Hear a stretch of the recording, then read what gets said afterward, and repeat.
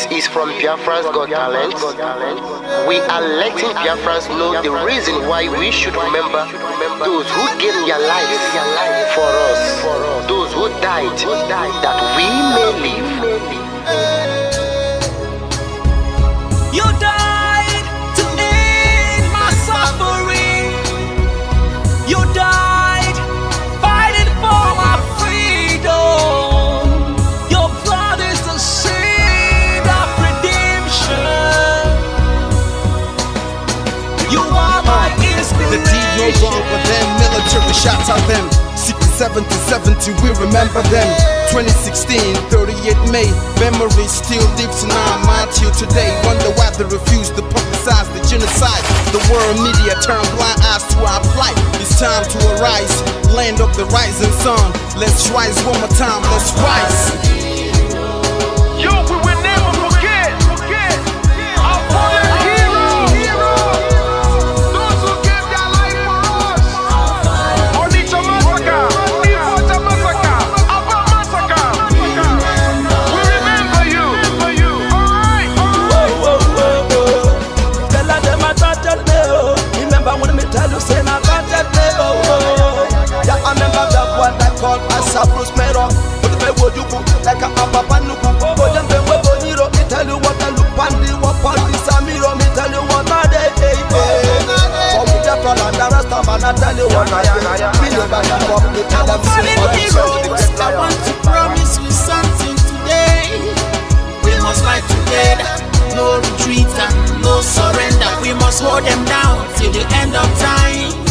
The most important thing is that we will restore Biafra. May your soul rest in peace. I look up to the sky with tears in my eye. For other Biafrans and for freedom had to die. We will never forget you as the days go by. You are always in my heart, we'll never be apart. They fought for our freedom, they died for our freedom.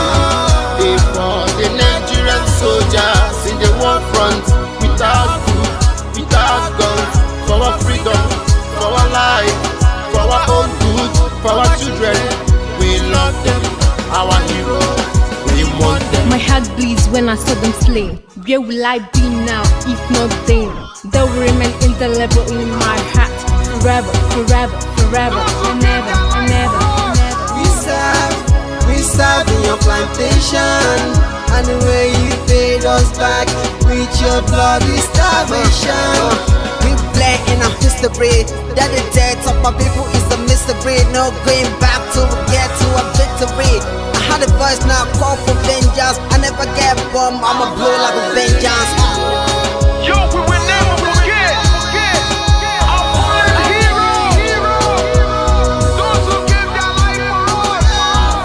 Onitsha massacre, Ifocha massacre, Aba massacre. We remember you. Alright. Where will I be now? If not you, you died at Mali.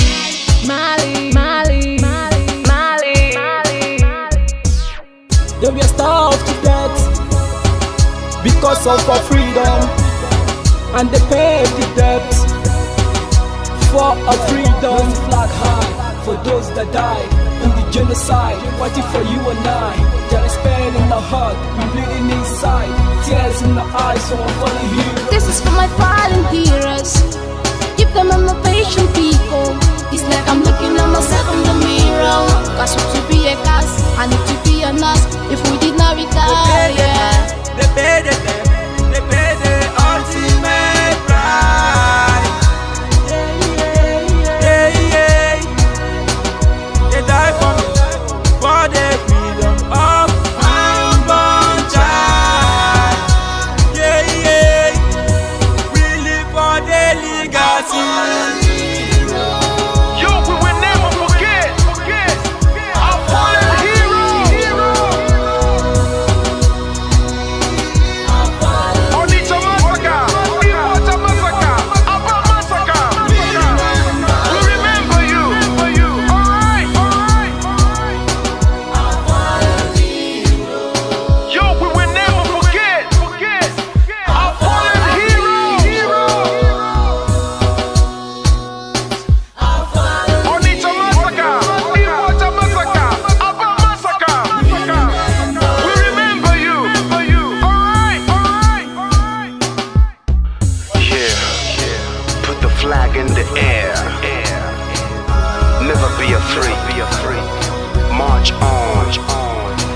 we are more than conquerors.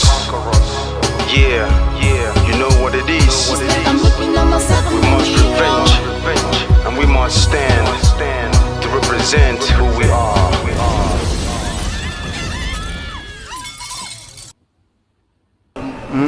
Akara m ihe mbe na-eme mbe si ma achọrọ ofu ukwu ehi ma nke ọzọ mụ achọrọ ehi niile ma ụkwụ ya ma aka ya ma isi ya ma olu ya anyị ga-adọbiri wee pụọ na nke onwe anyị tigata azụ etu anyị nọ tupu ndị ọcha wee bịa ebe a nwa aha obodo ebe a nwe ndị mmadụ n'ime tupu nwa bekee si ebe o si hapụ obodo ya ọ bịa ebe a ọkpọrọ onye nke ọkpọrọ okeke ọkpọrọ okafọ dakata anyị isi ọ sị n'ụbọchị nke taa na anya aha anyị wuzi Naijiria anyị na-aza aha na-enweghị omimi n'ime ya ihe ngwa gị gbasị biko kọwara m ihe Naijiria pụtara ewepụghị kọwara m ọmụa ga-aza aha osimiri ka osimiri ga-aza aha mụnwa n'ihi ihe anyị na-ekwuwu na ebe a rụgidere ụlọ a na ọ jọgburu onwe ya ọ dịghị mma Naijiria agaghị emekọtanwu ihe ọzọ ihe ọjọọ emego n'obodo a arụ emego egbugo ndị be anyị aka na-egbukwa anyị ndị Fulani wee chere na mabata be anyị ka na-egbukwa ndị be anyị ruo ụtụtụ echi a na-asị m na ọ ga-adị mma oge ọ na-ekwekwu ka nwee mmekọrịta bụ nke ndị nụkọ nke ndị ụmụnne ha egosighị anyị ọtụtụ mgbe na ha kpọrọ anyị asị onye ajụrụ ajụ na-ajụ onwe ya ha jụrụ anyị aja ama njụ onwe anyị agbanyeghị na anyị nwe ngwa ahịa n'ugwu Awụsa agbanyeghị na anyị na-azụ ahịa ebe niile dị iche iche na-eme nke ọma kama onye gara ndụ kpakụ onye ire rie n'ihe ọ Ndụbụisi ka anyị na-ekwu okwu ya ka echeghata azụ ebe a ruo obodo anyị ka o wee maa mma wee karịa obodo ndị ọcha na mma ọhịa anyị na-arịọ nwoke na ugwu nwee nkwanye ugwu n'ime onwe anyị ọnwa anyị pụọ n'iro a na-etigbu anyị pụọ n'iro okwu okwu asị ọ bụ gịnị ma anyị ji wee ekwu okwu ụmụ ihe ndị a ka anyị sị na anyị agaghị anabatakwa ya ọzọ. Akụkọ a kọrọ anyị bụ na ọkụkọ na ewu agaghị nzukọ ụmụ anụmanụ a na-emezi mgbe ọbụla a chọrọ ịchụ aja ejiri ọkụkọ maọbụ nwụchụ aja mgbe ọbụla a chọrọ ime ka Naijiria dị n'otu enwe ha na-eto esi mgbe kpam akpụrụ ndị Igbo ọ pụtara na anyị bụ ọkụkọ maọbụ ka ọ pụtara na anyị agaghị nzukọ mere ya bụ ihe eji eme anyị bụ ndị Igbo ụdị na ọbara ndị Igbo ahụ kpafu n'obodo Naijiria agaghị ọ bụ site na akpọmasị ihe na-eme anyị dị ka ihe mere ndị ji oge mgbe gara aga etu akụka mba niile dị iche iche ji kpọọ ụmụ Izrel asị a na-egbu ha a na-egbu ha afọ niile aka na-egbu ha o wee ruo oge ugbu anyị asị na ogbugbu a na-egbu anyị na ọ dịghị anyị mma ọ ka mma na onwe ihe kwegbuo anyị wu nwere onwe njem a nke anyị na-aga kama na na-esi etete n'ụtụtụ asị na onwe onye gburu ebe a onwe ha na-ekwu okwu odo na nyere onwe onye n'aka ụkọchukwu n'ugwu Awụsa ebepụ isi ọnwụghị ofu ugboro ọnwụghị ugboro abụọ ọnwụghị ugboro atọ ọnwụghị ugboro anọ ọ bụ ruo ole mgbe ka a ga-egbugide anyị wee rue anyị asị mba na anyị ga-aga ka anyị nwee ike wee nwere onwe anyị ọ ka mma na anyị nwụrụ ebe anyị na-azọ nwere onwe tụbụ na anyị nọ n'ụlọ etu a mmadụ ibe mabata n'ime ụlọ mbịa bupụ m isi a sị na-achọghị ụdị nka ọ wụghị anyị maka a ga-eji wee chụọ àjà ọzọ.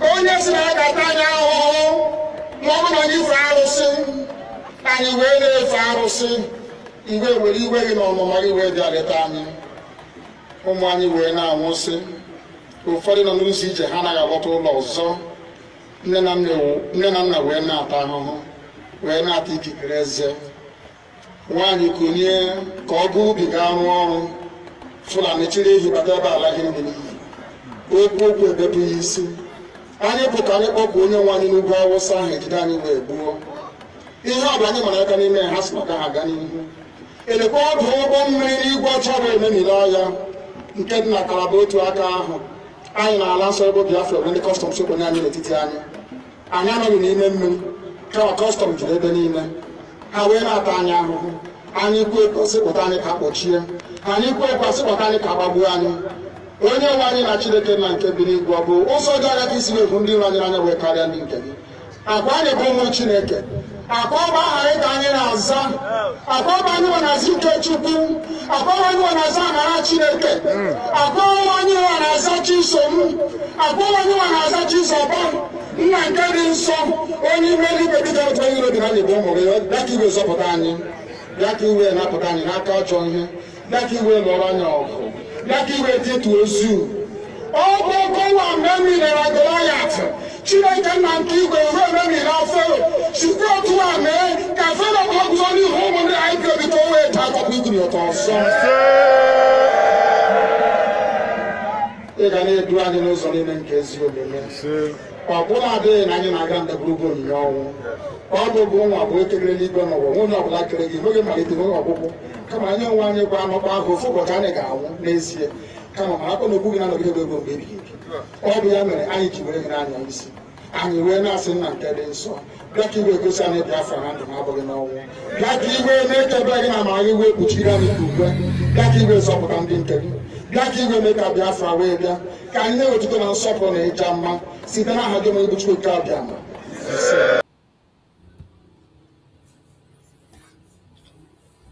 Welcome. This evening, we have come once again, as we always come with evening updates. And this evening, we are going to be playing so many videos to prepare us for what is coming, as we know the global shift that is about to happen. In this global shift, a lot of things are going to happen. And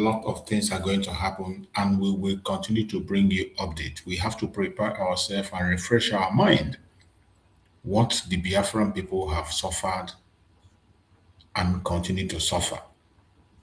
So we will not allow anybody to sweep our problem under the cupboard. We will not to run our program. We will continue to speak, and that is why we will go to memory lane. We will go back and bring videos of testimonies of what transpired, why we must have to fight strong now than ever. We have to bring testimonies that will remind you that we must fight this battle. We cannot run away. That is why I am going back to bring videos of testimonies of the Biafran war for us to know what is happening and evidence to show you that Nigeria is irredeemable. They hate us. And now that it is clear that they hate us, all we need to do is to find our way out of that contraption. Let us listen to this testimony while you must prepare yourself and say, never again.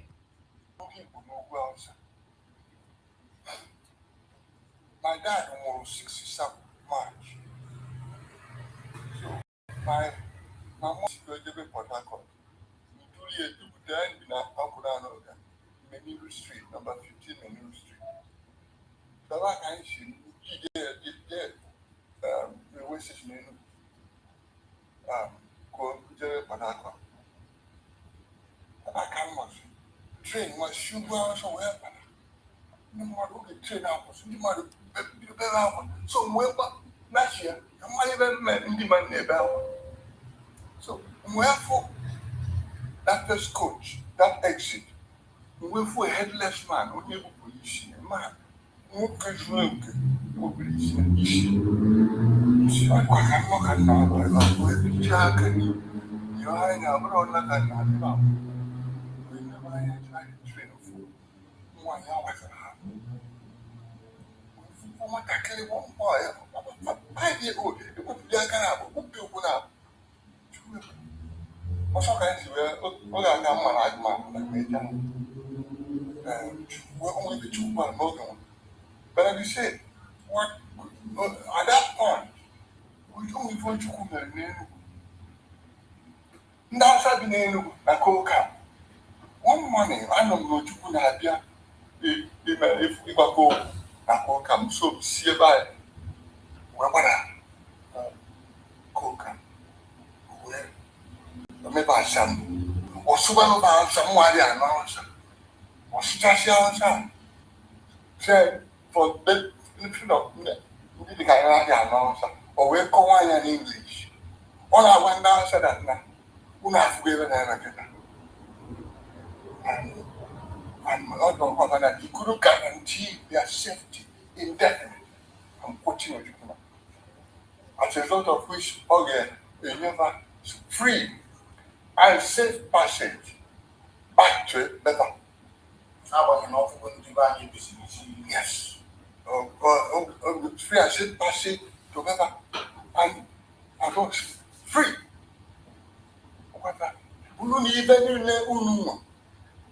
Even down to the house broom, I heard that. Down to Aziza, we have found escort. Now we put on a battalion. I will forward 2 months in advance. Yes. In advance, 2 months. That thing alone should have said, I better do. Ndani naso, mandani naso. Come on, one day go on. The people to women. The same people lead where they can watch Kunenu. Open on one with you here. I don't know what you say. I took put it in all the if I have done I'm following me. And that day, just look at fully about trainers. This is an eyewitness account of what transpired during the Civil War. This story is so touching, and again, it is a lesson. You heard him. This is an eyewitness that after the Northerners, the Fulanese have murdered our people, they put them in train and brought them back. You see the corpse of children, pregnant women, their belly were opened and removed the baby. The men were headless. That Ojukwu still did not get angry to fight them. Instead, Ojukwu went to Gold Camp, gathered all the Northerners there, and told them that he cannot guarantee their security if they continue to stay in Biafra land because of what their people are doing. But he's going to give them a safe passage back to their place. And Ojukwu protected all the Northerners. Ojukwu protected them and sent them back to their places and paid them 2 months' salary ahead. All of those of them that are working with the government paid them 2 months ahead and sent them back. Told them to take every of their belonging up to Broom. They should take everything. And he gave them security to go back. But what did they do? Instead of those people to go back and speak about the good gesture of the Biafran people, of the Biafran leader, Dim Odumegwu, instead of them to go and speak to go on and tell Nigerian military that these people are not interested in fighting anybody, that all they want is peace. Instead of them to go and tell their people how Ojukwu protected them, the same people that Ojukwu protected, the same army he paid double arrears, were the people that were sent back. They came back to kill Ojukwu in Enugu. The same people he protected, they came back to take his life.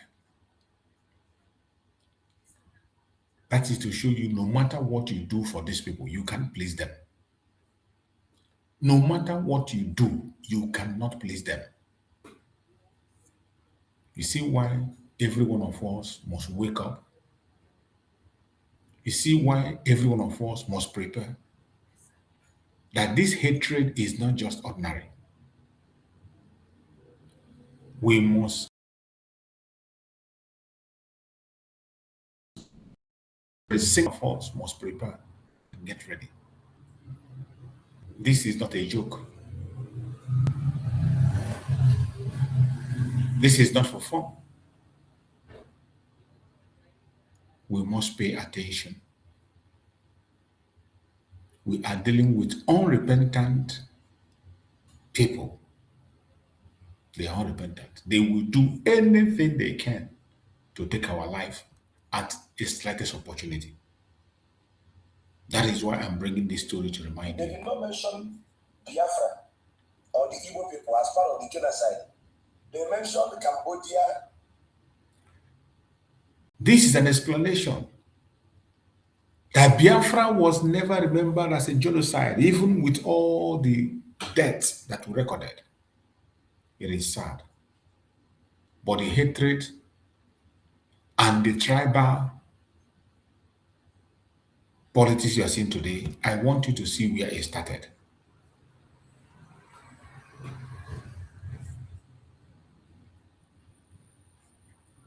Let's look at a little bit of history. You know, when Nnamdi Azikiwe came back from the United States, he started his politics in Lagos.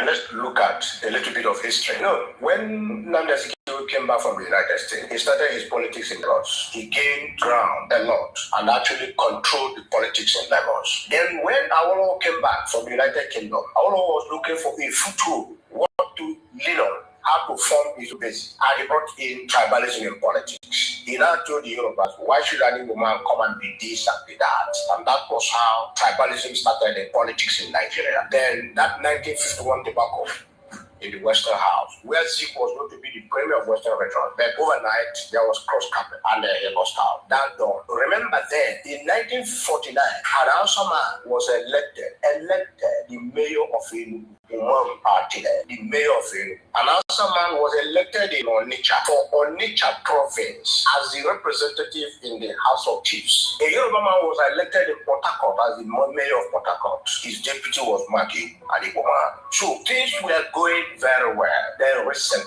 we just have this paranoia about the Igbo man in Lagos. Ordinarily, the Igbo man doesn't give a damn who is where, especially if there is efficiency. The Igbo man is individualistic, and the individualistic person is usually proficient, usually creative, usually productive. So if he sees a productive person, he works with that person, no matter where the person comes from. You have heard it. This is the origin of the politics you see in Nigeria today, the tribal bigotry. The tribal bigotry you are seeing today started from Awolowo because of his own personal and selfish interests. When he came back to Nigeria, he needed power by all means. Before then, the Igbos were already everywhere, doing things normally. Even the Yorubas were in positions in Biafra land. They were mayors in Biafra land. They were council leaders in Biafra land, including this Janjaweed. But Awolowo came back and felt he has to have a foothold, and he started the tribal politics, which today, Tunupu is the one today leading the tribal madness that you are seeing. These things are very important for us to know. That whatever is happening today did not start today. It started long, long before now. It started a long time ago. But we cannot pretend that all is well. And we cannot think that the Fulani will change. They will never change. The hatred from the Yorubas also will be difficult to change.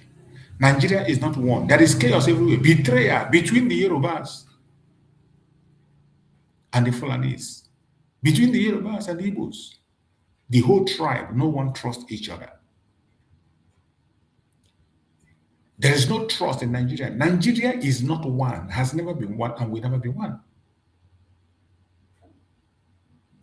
That is why everybody must pay attention to the manipulation of the Fulanis. But the main painful thing is that today they have succeeded in hijacking Nigerian federal government.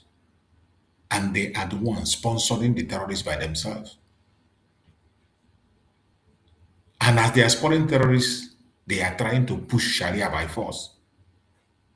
That is one reason why everybody, whether you are Yoruba or any other tribe, for your own sake, Biafra is not your problem.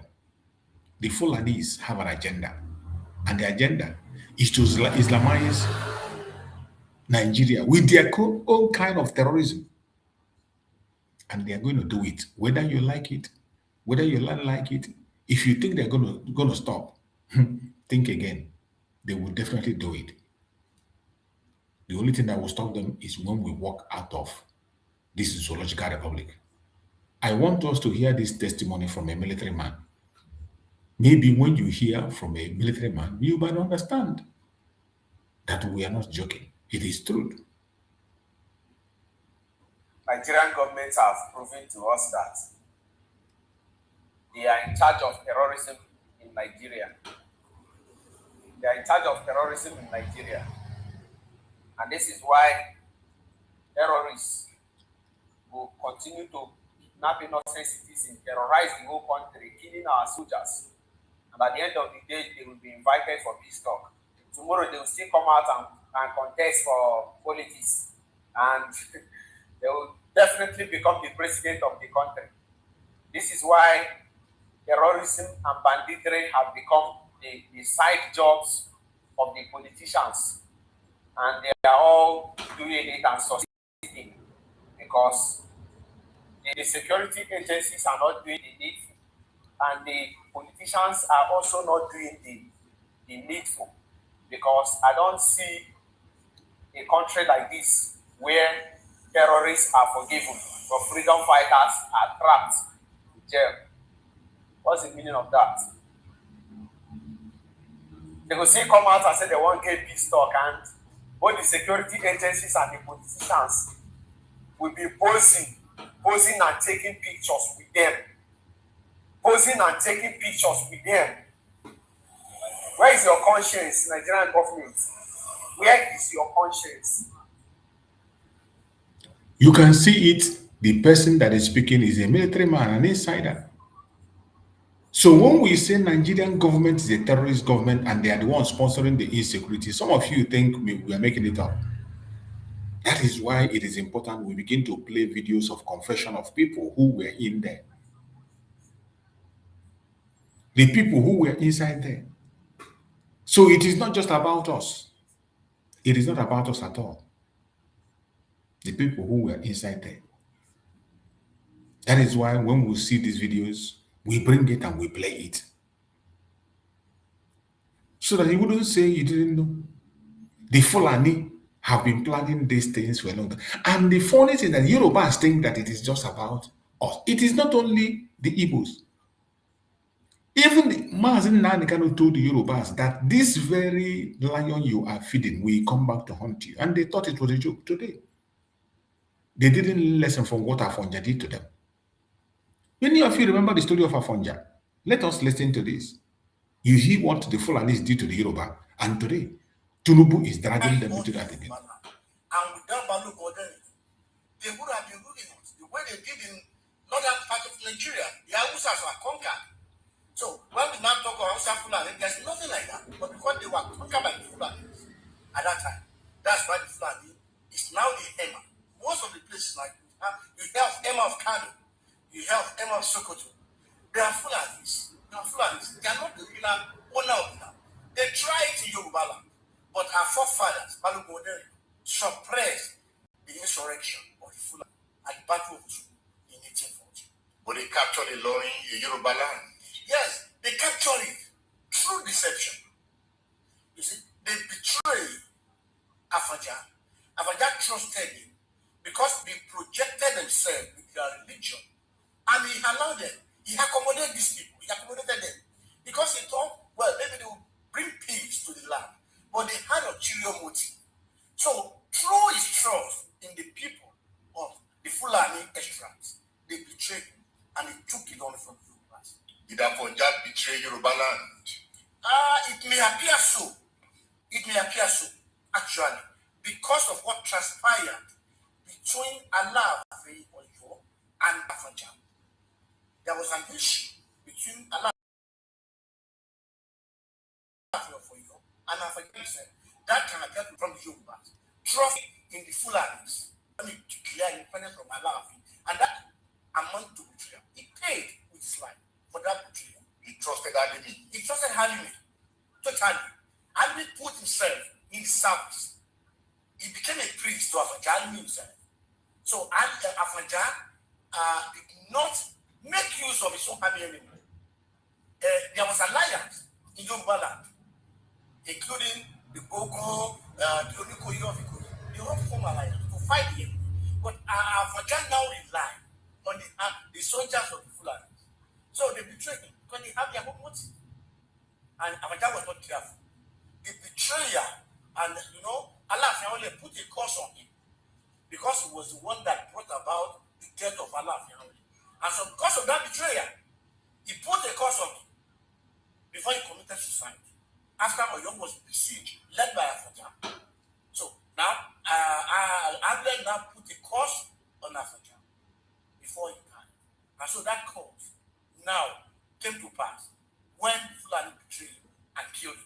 When you say curse, yes, does curses work? Yes, curses are powerful in Yoruba land and everywhere in the world.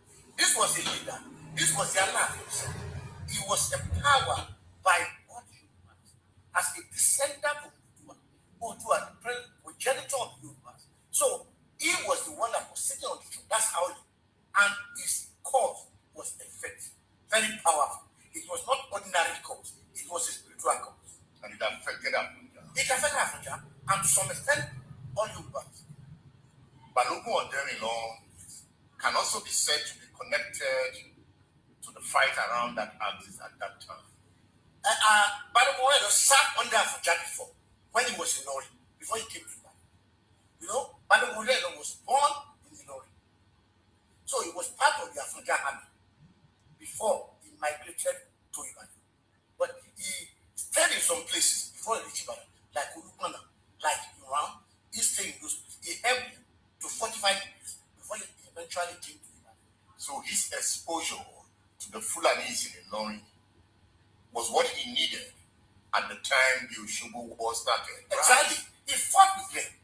They were together under the African. So he knew their tactics. He knew how they fight. He has seen them fighting. And that helped him. He has studied them very well.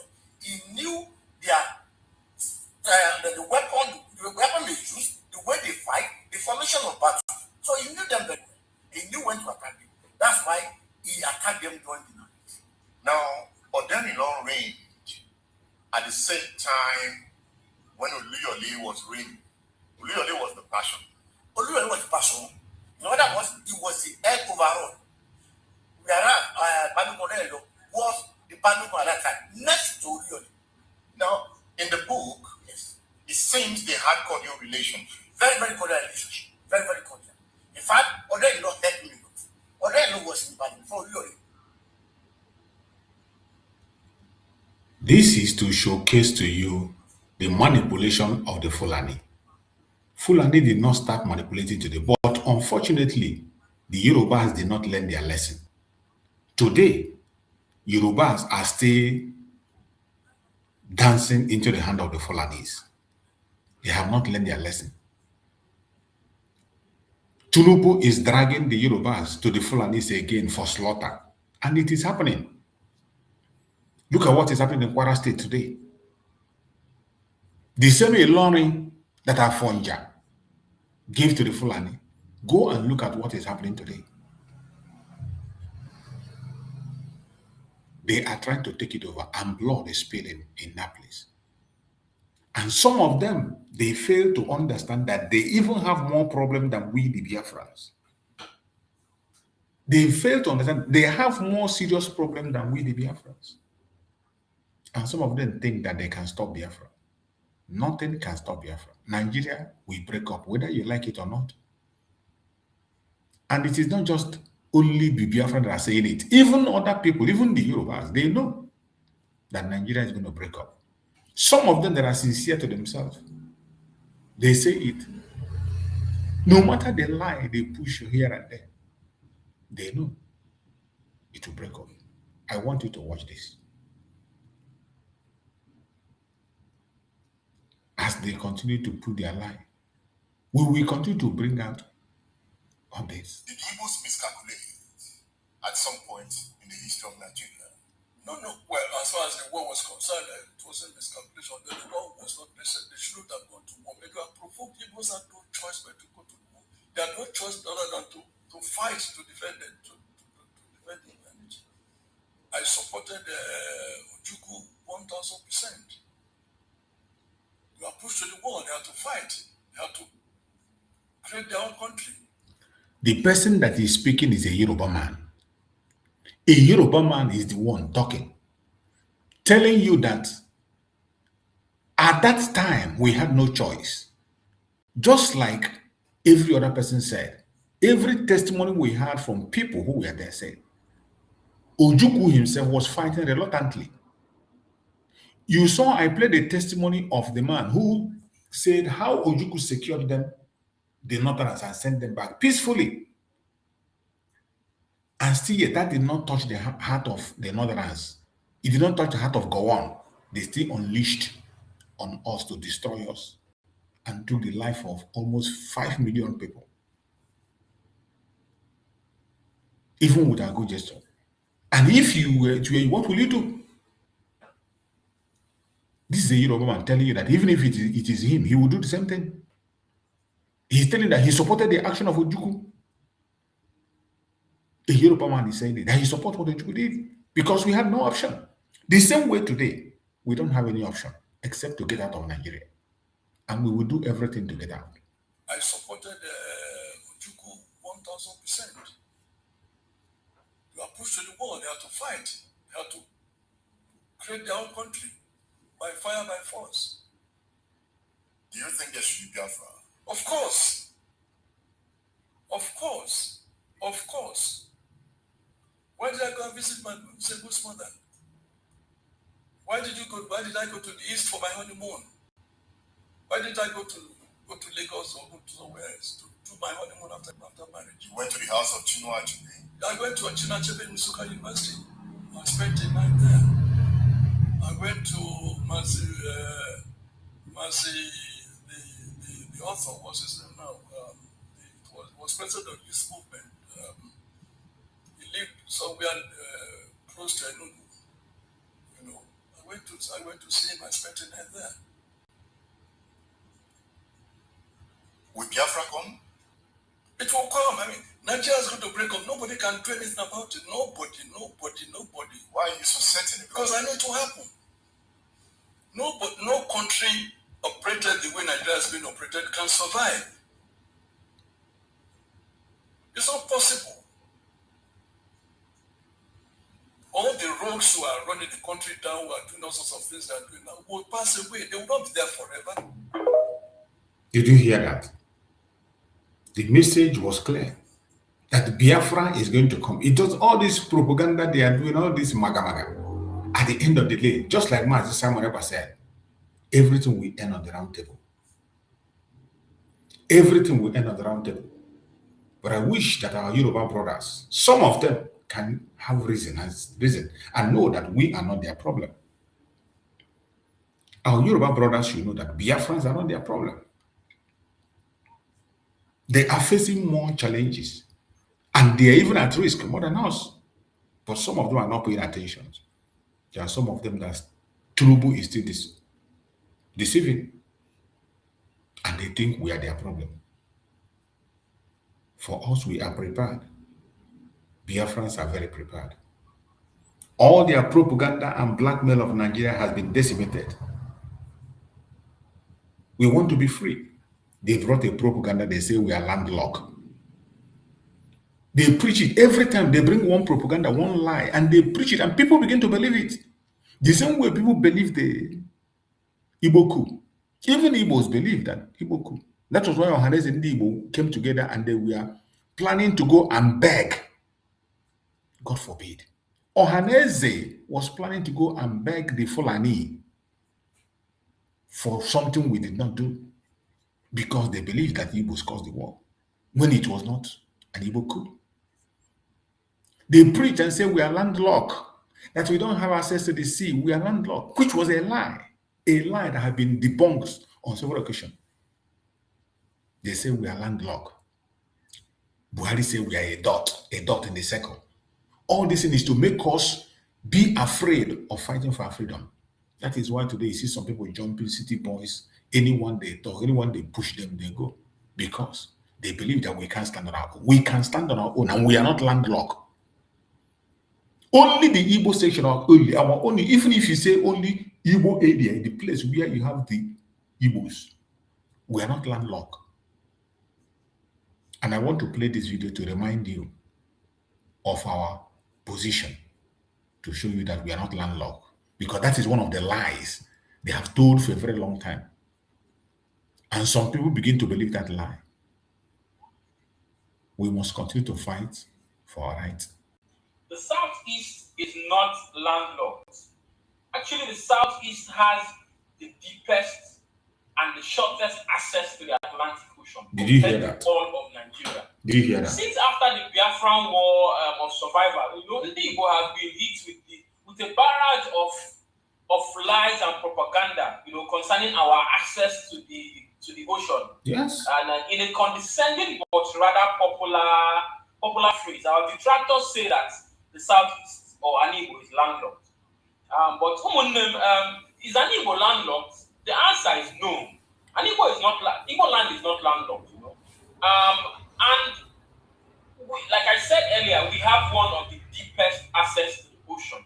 Now, with this, I would like to welcome you to another interesting episode at Voice of the Sun. Today, we'll be dispelling the lies and the propaganda that says that Igbo land is landlocked and we do not have access to the ocean, which is something you will always hear in the Nigerian media space. So now, before we go ahead to discuss the geography of Igbo, I would like for us to define what a landlocked region or country is, right? So, a country or region is considered landlocked when it is surrounded by one or more countries and therefore has no immediate coastline preceding, or providing access to the sea or the ocean. Now, simply put, this means that a landlocked country is a country that is inside another country. Now, with this definition, would you say that Igbo land is inside another country? The answer is no. The answer is no. So, to understand the far reach of our land, Igbo, let us dive into a little geography, and list the far reaches, not few, the far reaches of our land, Igbo, before the Nigerian government, carved it all up, carved it out, and turned them into the south, leaving us with just 5 southeastern states, right? So, Igbo are located on both sides of the River Niger, and we occupied most of the old eastern region. Before we had southeast, we had at independence, we had an old eastern region which compassed the 5 southeastern states, rivers, all the south states were under the old eastern region, right? So let us look at that location, that geographical location. So Igbo, that is what I want to Igbo. It measures up to 41,000 square kilometers, and it includes the old provinces of Onitsha, Owerri, East Rivers, which is Iguacha, which they renamed as Port Harcourt, and then we have southwest Benin. No, not southwest Benin. We have southeast Benin, the Abo area, and then coming down Abo area. Yes, then we have West Ugoja, and then we have the northeast Warri.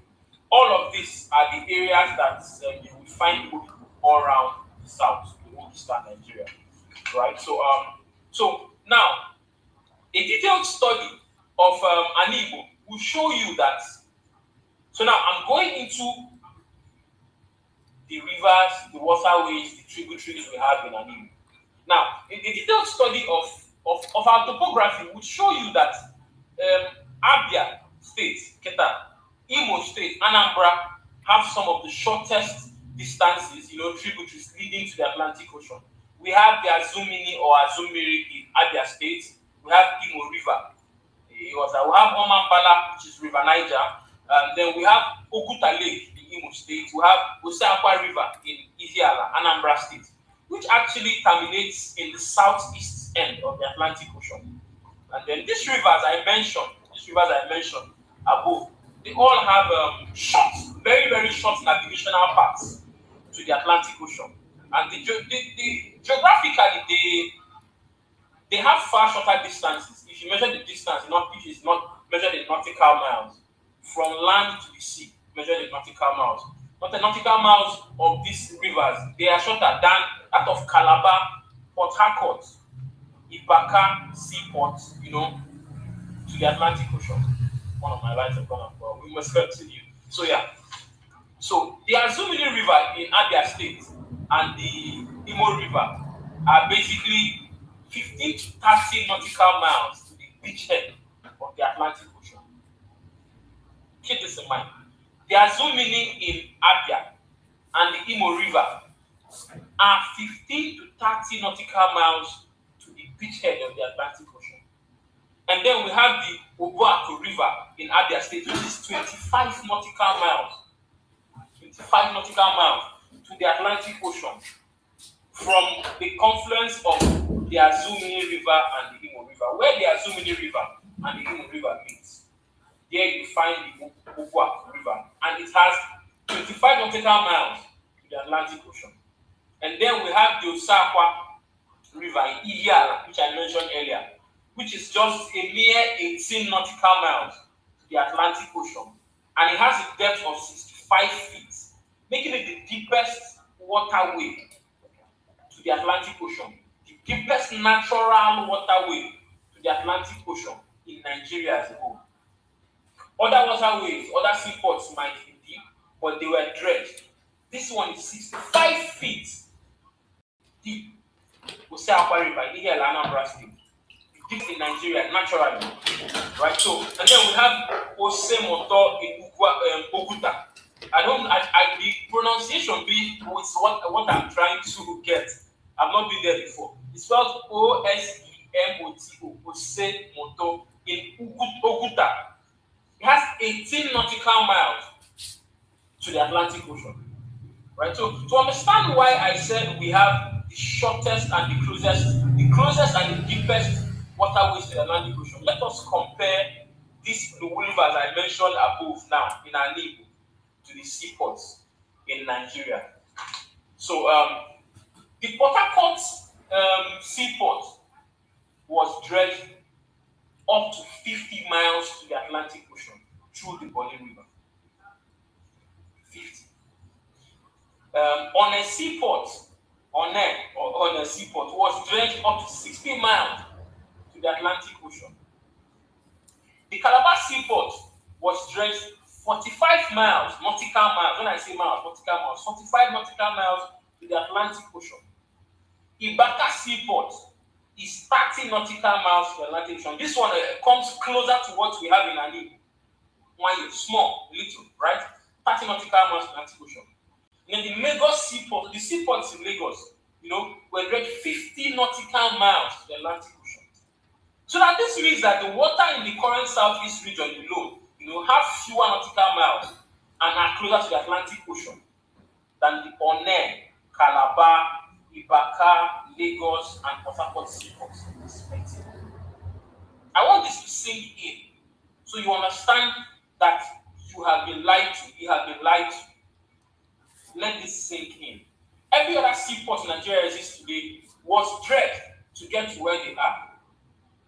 But naturally, we have the shortest distance to the Atlantic Ocean. And if we further dredge these tributaries to the Atlantic Ocean, we would have some of the best seaports you have in Africa.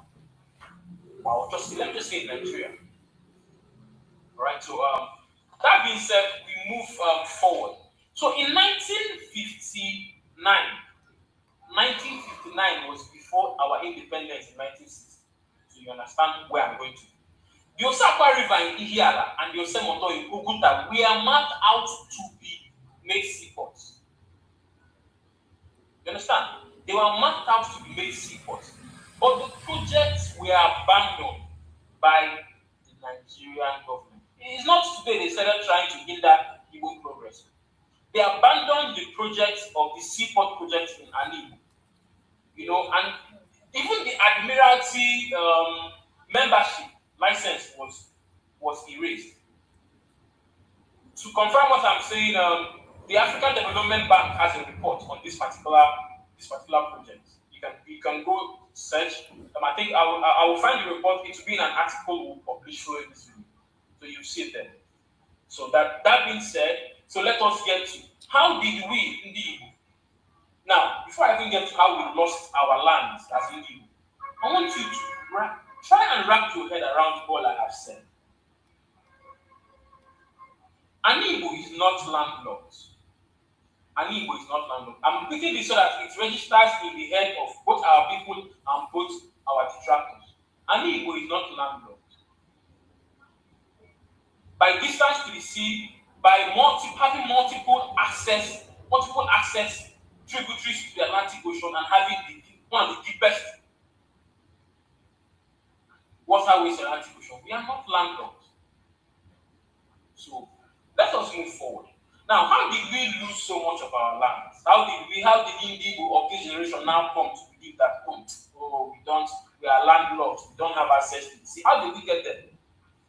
So now, some of the major contributors to this, of how we lost our ancestral lands, because these are our ancestral lands, and natural access to the ocean, was the abandoned property policy, in the south, in the new form South, and the Igbophobia, the hate of Igbo that followed the Biafran war of survival, with genocide on us that we had to fight to survive, over 3 million killed.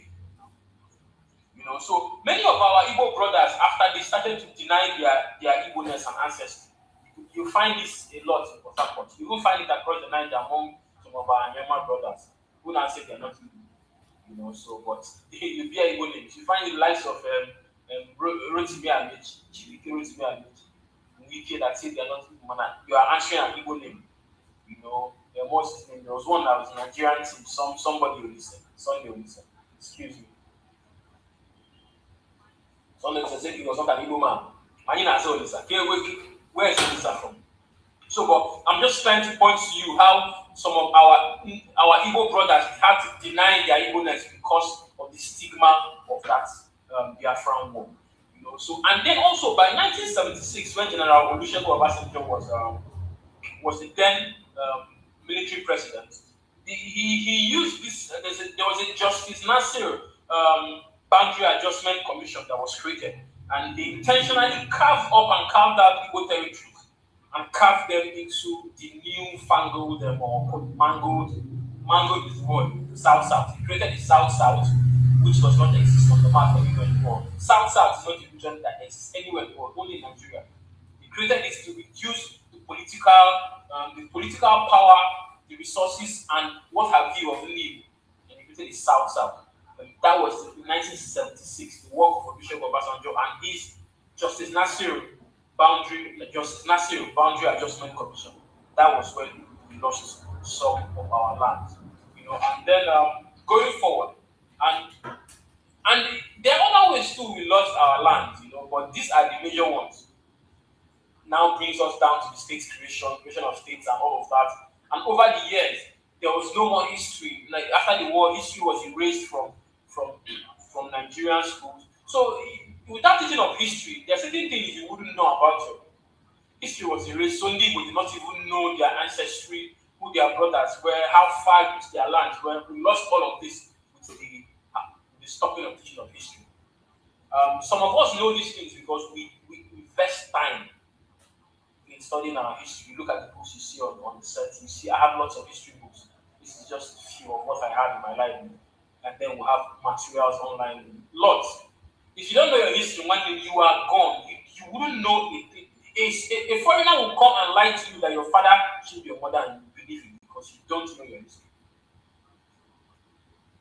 So when I'm going forward, we're coming to the conclusion. So in conclusion, it is important for us as Indigo to know that we have a legal access to the ocean. We have a legal access to the ocean. And this legal access is known as the international law of the sea. The international law of the sea. Whether you are in Nigeria, whether we are Indigo, belong to Nigeria, or we have a country of our own, this law gives us unhindered access to the nearest sea because we are indigenous people. Every indigenous people who have waterways leading to the Atlantic Ocean have rights to the ocean and can say that this part of the ocean belongs to us. So among all the waterways I listed, at least you can say we have close to 8 in Anim that have short and deep tributaries to the Atlantic Ocean. So then tomorrow you come out and tell me, or you tell my children that we don't have access to the ocean, that we're landlocked. You lie. You lie. You understand? So whether we're in Nigeria or we're not in Nigeria, we have access to the Atlantic Ocean. Know this and know this today. Anigo is not landlocked. So some of the other laws that back our legal access to the Atlantic Ocean are the United Nations Treaty of the Sea. United Nations Treaty of the Sea, and also the African Union Treaties and Conventions of the Sea. Hear me again. We have the International Law of the Sea, we have the United Nations Treaty of the Sea, and then we have the African Union Treaty and Convention of the Sea. These laws guarantee that indeed we have access to the Atlantic Ocean. And as long as Nigeria and the countries around us, Cameroon and the rest, are signatories to these international laws, then they do not have any right to prevent us from having that access. It's just that it's so bad that certain things in Nigeria have been put on the exclusive list of the federal government. Things like railway lines and major refineries and even seaports. States can't even have seaports. If not, we can create seaports of our own. You know, Nani, you can every Imo state will create a seaport. Abia state will have a seaport. Anambra will have a seaport. You know, and then we move ahead with our lives. But we're in a federal government where the constitution hinders the progress of the people. That is why we are saying that we want Nigeria restructured, or divide and we go. It's as simple as that. So, man, we'll leave that. We'll leave this part. This is what I just said now for another video entirely. So, we have access to the Atlantic Ocean, and we have multiple access to the Atlantic Ocean. If you go to River Niger, if River Niger is dredged, because most of the seaports in Nigeria were dredged to get to the Atlantic Ocean. River Niger is dredged. We would through Bonny, we'll be at the Atlantic Ocean. The big ships come dock, you know, at the seaport. With smaller vessels, they come into Onitsha and we'll float. Onitsha main market keeps boosting, you understand? And when people tell you that they can't dredge water, it's a lie. It's a lie. There are places in the world where they were just tiny waterways. They were dredged to have now I would call them major seaports and access to the sea. London has a seaport, but they don't have access to the sea. They had to dredge their way to the sea, and most of the ships that come into the UK come to London, but London has a waterway to the sea which is dredged. There's this I've forgotten the name. We'll leave this for another video. It's another video. But the summary of what I'm saying, even now, I'm telling you is that Ani is not land. Ani is not land. Tell this to our enemies, tell this to our children, tell this to your family members that we have multiple access to them. And with this woman name, I will come to the end of this interesting and educative episode of Voice of the Sun. If you have any opinion or comments, you can drop them wherever you find this video, on YouTube, on Facebook, on Twitter, wherever. And feel free, please subscribe to our YouTube channel, and also follow us on Facebook and on Twitter, wherever you find this video, and also share this video so that our people will know the truth about who we are and what we are. In the band, boy, I do go so till next time when we meet again. Darling, yeah, man. Thank you so much for that very wonderful presentation. is to take us back to where we are coming from. We have been talking about this, and this is not the first time I'm playing this video, but I just have to go back to this video again and we refresh our memory because some of us are confused. Some of us are still buying into the propaganda of the people hate us and they try everything they can to make us small, to make us feel that we can't do anything, to make us feel that we are not small. In population, we are the highest. In landmass, we are big. In everything you can think of, we have it. But they use their propaganda and blackmail with threats. Some people even decided to deny who they are, just like he was explaining. But whether you deny or you don't deny, it doesn't take away our land from us. We know our boundaries. We know our land. We know where we belong. And when we finally get our self-determination done completely, we will know our boundaries. We know our boundaries. Nobody's going to draw the map for us. We know our map. So however they do it, always understand that we have something ahead. This is not the time to attack each other. This is not the time to fight. Anything you can do today, always think about your future. Think about people around you. Think about your neighbor. Think about your brothers and sisters. Don't be too selfish. Selfishness and self-centeredness, too much of love for money. These are the things that are bringing obstacle and dragging us back. These are the things that are dragging us back. We must begin to rethink and do things differently if we must get our freedom. And finally, I want us to listen to this advice from this guy. Let's hear what this man has to say on this video. A word for all the Igbo people. Abụ nwanne unu nwoke Timothy Ofegwu. Ị na-anya n'ala Igbo anyị taa, asịrị ihe ọjọọ na-abawanye ntọ ebe niile. Ịhụrụ anụ ahụ, ime anụ ahụ mmadụ, kidney na liver nke a na-akpọ organ harvesting ebe niile. Ndị dibịa a na-enyi nwaanyị n'afọ ime, were ndị fake pastors ewela aka odo na-akụ ụmụazị bekasịa ha achụ aja ego inwe ego. Nwatakịrị nọ na university 18 years 19 years njere na one of the universities like East for federal government consulting work, Bulu Land Cruiser 2025 wee na-abịa akwụkwọ. Ụfọdụ na-ajụ kelee ebe mmiri si bopi ụgbọgụrụ, kelee ebe mmiri ya si gbalụ. Ebe o si gbalụ bụ mgbe anyị bido celebrate mesọnsọ ndị ji ego. Eziafa ka ego ọsọ na ala Igbo, ego oke eziafa. Ihu onye ọbụla chọrọ bụ by all means ka ego ahụ ruo ya aka. And by the way, ndị na-eti money na water adreesị ndị Igbo, o ji ehi 120 n'nna ya, o ji akpati 590 million n'nne ya. O mere nke o mere nke a wenata n'aka. Ndị Igbo wenata n'aka, ọsọ unu fụla ego. Ebi m ma Abuja, bịa Abuja ka ịfụ ndị nwere oyi wel ka ha na-eyi sandal na-agala onwe ha n'ilo. Jee na Yoruba ka ịfụ ndị nwere oyi wel ji aka ha na-anya moto na-abụghọ bodyguards. N'ihe niile na-ahụ anyị n'ọnụ bụ mgbede ụfọdụ ajụ ihe niile a na-eme ebe etu anyị si efe ego. A na-atụ ego na bọndụ, na-atụ n'ego elu, eji akwamozu ekreti go VIP.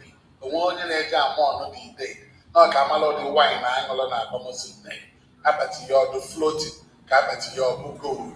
Nsusu anyị ụwa ndị ọzọ edebego anya. Anyị na-asụ na anyị ịma ihe na anyị ịma ihe mana dị n'omume niile ọ dị ihe ndị ma ihe. Ọ bụ na ndị ọbụla na-eti ego na-achọ ka ọ kpata ego, ndị ikele na ndị nze na ọzọ na ndị igwe na ndị eze enweghị onye ahịa echi echichi n'aha onye nwere ego. Ndị ụka enweghị onye ahịa bịa ndị nne maọbụ nna ya, mbụ bishọp maọbụ echichi ọbụla ochie n'aha onye nwere ego. Ndị nwere ego ka a na-echi ezi nne, na-echi ada ụka na nke ọzọ, ndị ụmụ ha nwere ego. Ịmanụ na ụmụaka na-enye n'ihe niile achọ ka ha kpata ego by all means. Echekwana na ntọ ya akwụsị taa, echekwana na ihe ọjọọ ya akwụsị. Mgbanwe niile a ga-ebido ịkwụsịnụ mgbe ndị ụka bidoro ikwu eziokwu, mgbe anyị eresi etu ogbenye maka na ọkwụbala aka ọtọ ọ chọghị ịkpa ego ọbara, mgbe anyị ga-eme mmadụ anya wee sị ya na agaghị egwu ige okwu n'isi maka ụdị mmadụ ego ebee ka ego gosi mgbe anyị ajụ nwa agbọghọ lụrụ ụlọ be nna ya ebee ka isi weta ego mgbe nwaanyị nọ na di nọkọta bụrụ bilonia overnight onweghị onye jụrụ ya ajụjụ ma di a na-etu ya ashala ugwu nsogbu anyị abago ụba so na anyị ga-ejikọta n'ụzọ ọjọọ ahụ anyị na-aga wee malite ugbu a jụba onwe anyị ego niile a na-efe n'elu 400 cows eji enyi nne na nna abaji 1 billion anyị na-akọ maka ibu nne na nna gị nwụrụ anwụ na helikọpta ọbụbụ omenala anyị ọ na-abụ nje funerals mgbe ụfọdụ ifela a na-eme ifu ebe a na-akpọpụ nwanyị n'ọnwaanyị 600,000 n'ọnwaanyị 800,000 ndị VIP ka anyị kpachapụ anya anyị. The younger generation are looking at us. Afam bụ Timothy of Igbo ka anyị hie aka n'anya mee anyị Igbo ka ọ bụla ebe anyị ga-enwekwa contentment ihe onye nwere ka o ju ya afọ ka anyị hapụ ị na-ene anya ka anyị nwekọtachi ihe niile o nwebeghị onye mụchiri anya mụghee mala ebe ọ nọ na ọ bụla onye nwụrụ anwụ except na nkwụbara aka gị ọtọ ụfọdụ akpakọchago ihe niile ofu oge ọya tụ ha ụfọdụ kpobiri mmụọ n'ike ọ bụrụ ihe niile a ka anyị na-egburu onwe anyị ka uche anyị dị ya ka uche anyị dị ya. That was an amazing advice, and it's left for you to make use of those advice and caution yourself, more especially our Igbo brothers. Caution yourself. Your attitude, the way you present yourself, has a lot to do with the way people look at you. We must caution ourselves. And we must focus on this, our freedom that matters to us. Focus on the self-determination. Remain consistent. Money is not everything. Don't be too selfish. Be selfless. Do things that is going to benefit others, not just yourself. Freedom is not dashed to. If you want to be free, you need to be prepared to fight. If you want to be free, freedom is not dashed to anybody. Freedom is not dashed, it's not given, it's taken. That is why you need to fight for it. I want you to hear this. Nobody's going to dash you freedom. But I take it then you support the freedom-loving attempts of the peaceful marchers in Alabama and these places. You don't get freedom peaceful. Freedom is never safeguarded peaceful. Anyone who is depriving you of freedom isn't deserving of a peaceful approach by the ones who are being deprived of their freedom. That is Malcolm X speaking. You heard him. That you don't get freedom in a peaceful mode by begging. No. You need to fight. You need to be prepared to do something to take it. That's what Malcolm X says. And it is true. Peaceful marches in Alabama and these places. You don't get freedom peaceful. Freedom is never safeguarded peaceful. Anyone who is depriving you of freedom isn't deserving of a peaceful approach by the ones who are being deprived of their freedom. So, you have had it, and we must begin to prepare ourselves. We must begin to ready our mind for what is coming. A lot is going to happen in the coming days. A lot is going to happen. The Fulanis are not giving up. Taking over Nigeria and making it an Islamic state is a project that they will never go back. If you want to stop it, you must be prepared. Every other ethnic groups, whether Yoruba or Hausa, whatever, if you think by begging you can make Fulani stop the Islamization, they will never stop. They will never stop. I didn't just say it, many people have said it. I'm not the first one saying it, and they will never stop. Mr. Speaker, our constitution allows for freedom of worship of all religions. Mr. Speaker, What they are discussing here is how to bring Sharia to other states in Nigeria. They want to bring Sharia to your state. Whether you are Igbo, Hausa, Yoruba, you are whatever, anywhere, they want to bring Sharia to your state. we will not sit in this hollow chamber and restrict ourselves to just a few. If we begin to put such components into the constitution, tomorrow the ecclesiastical faction comes up. The day after, the traditional faction comes up. The day after, all other components begin to come up. And what happens to our grand norm that is supposed to be a foundation of our existence? Mr. Speaker, Nigeria has never limited anybody from practicing his religion. You go to states like in the north, where you have Sharia being practiced as the criminal code for those states. It is because it's peculiar to them as a people and as persons. By the time we begin to expand it and bring it into our constitution, we are not an Islamic state. We're a secular state. We're not a celestial state. We're a secular state. We are not a traditional worship state. We're a secular state that respects and gives everybody a sense of belonging. We're a nation. We need to be sensitive to the mood and the existence, freedom of speech, freedom of association, to live in happiness, not a scenario whereby there could be some misconceptions. To this end, I wish to create the daughters of the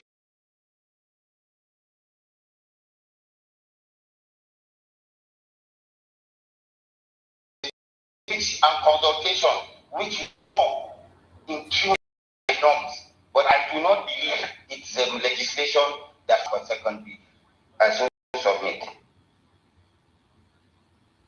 Thank you, Mr. Speaker, my respected colleagues. I want to comment as the second to the last speaker spoke.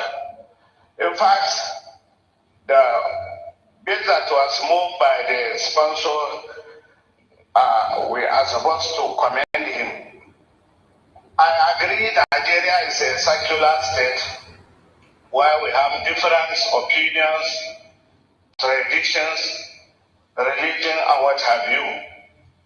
But if you see this motion or this bill, it will help Nigerians to know that these commercial banks, especially Taj Bank and what have you, many people have perceived that these banks are specifically for Muslims, while it is not.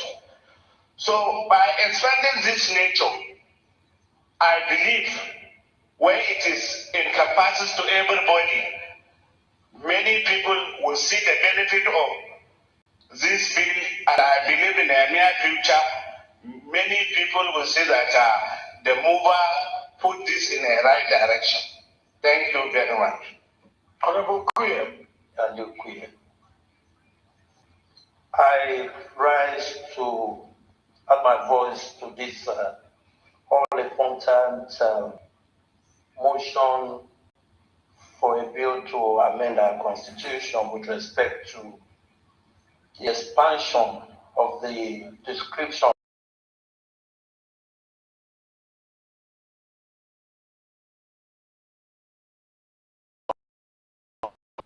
our governments that they shall not adopt religion, meaning that Nigeria is a secular state. Number two is the fact that Section 38 is very clear as to the rights given to all Nigerians in terms of choice of religion and how they worship. Section 2 goes further to say that Nigeria is a federation consisting of the federal government and then the state governments, giving the states the liberality to adopt whatever kind of law they want to use in governing their people. And that's why we have some states with all this Sharia law and all of that. They are permitted to do it, the State House of Assembly. But the Constitution, as a ground norm that governs all of us, the traditional institutions, the Obas in the Yoruba land, the Igwe in the east, the Shekiri, the Fulanis, the Hausas, gives us only one right, the right to choose whichever one we want. We can therefore not allow this constitution to become so filled with frivolities that is supposed to be the mandate of the state. We have all been clamoring for physical federalism. Give more power to the states to do it the way they want, to do it in the way of the culture of their people. And that's why I would want to implore the mover of this motion to please allow us to please step down this amendment for the time being so that we can deliberate more on it. Because of course, from the way I see it, it's such that the state should be considered, not here. The problem of religious war, we started as far back as 1938 in this country. Let it not start here again. Let it not be that it is this house that is going to put fire to the very fragile democracy, to the very fragile situation, the unity between us. It's very important. As we are talking now, people are hearing us. People are seeing us, thinking that we want to promote one religion over the other. I therefore pray that we step this down for the time. Thank you, Mr. Speaker. To enter the Constitution of the Federal Republic of Nigeria, 1999, to review the discretion of Islamic law in the Constitution as related matters HB 1502. I so move, Mr. Speaker. Any second? Yes, sir. Kwakwansia. Thank you, Mr. Speaker. My name is Honorable Hassan Sheikh Hussein. Distinguished colleagues, briefly, as the chair of the speaker requested, the 1999 Constitution, as amended,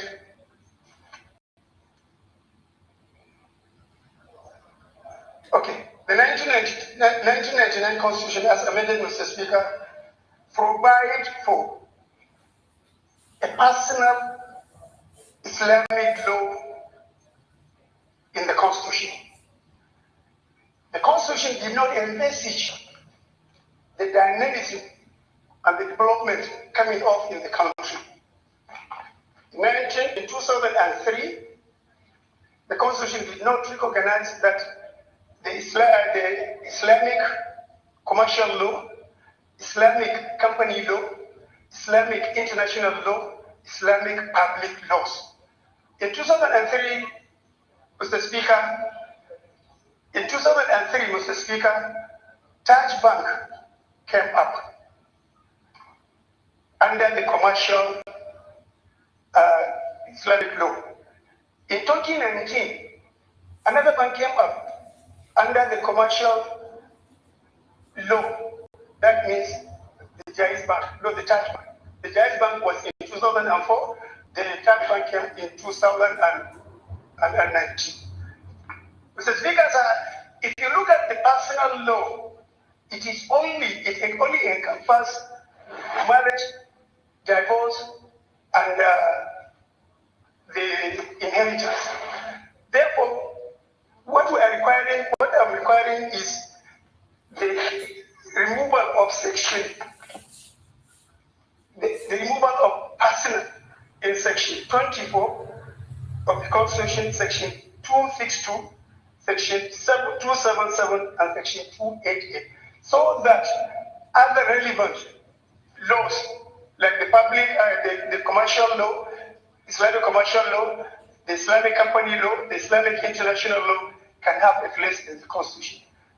Therefore, Mr. Speaker, this is what I want the honorable colleagues to support so that this amendment can be done. I so move, Mr. Speaker. Honorable Mr. is pointing at things in the right direction to give a backup for the commercials and other laws that already we are practicing without proper backing, particularly in our Islamic-related financial institutions, of not only limited to Taj Bank or Jais Bank, but there are several banks that are now practicing, particularly the Mudahara and the other sharing formulas. I think this is a very welcome development. Most of you have forgotten about this video. This video I'm playing, this is not the first time I play this video, where they are discussing in the House of Assembly how to expand Sharia to other states. This happened, and you saw lawmakers, some of them defending to implement Sharia in all places, and some of them are telling you about bank, money, where you borrow money without interest and all that. That is what they used to come in. And this thing that the senators here were discussing about, we say they're going to come back to it and do it. Do you know they are doing it already? This manipulation through bank is already happening. Before you know it, you will discover that your state is now Sharia state. Look at them discussing it in the House of Assembly. That it will give even an economic leeway for the nation to see the goodness of such practices in our financial platform. I support that. Yes, Bob Solomon, please. Solomon Bob. From the great state of Rivers. Now, this matter, actually, I think it will be dealt with in better technical detail at the committee level for constitutional review, because there's so much to say about this kind of okay, I'm sorry. Yes, I was told you were not listening to me. I'm saying that this bill will better dealt with, in broader technical detail at the level of committee for constitutional review. But straight up, the section I'm referring to, if it is removed, the word personal is removed. The implication immediately is that Islamic law will now have a general application with respect to criminal law across the country. The word personal there put for a purpose. So if you remove it, that's the implication. It will have great consequences. So we can look at the details of what it's trying to do, what it's trying to achieve, and advise at the committee level. With respect to the reference made to Taj Bank and Jais Bank, their operations have not been in any way hindered. There are regulations dealing with those matters concerning banks, CBN Act, and all the rest of them. So those are matters that the banks can deal with. They don't have to incorporate, or attract or drag interest with respect to commercial ambitions to the Constitution. So essentially, Mr. Speaker, my point is, this bill should be referred to the committee on constitutional review. Then we can sit down and then look at, it to a T in every way. Thank you. Thank you for making it brief. I like the federal constituency of Osun State. Mr. Speaker, I want to, with respect, differ from the mover of the bill on the need for us to amend the Nigerian Constitution in this particular instance.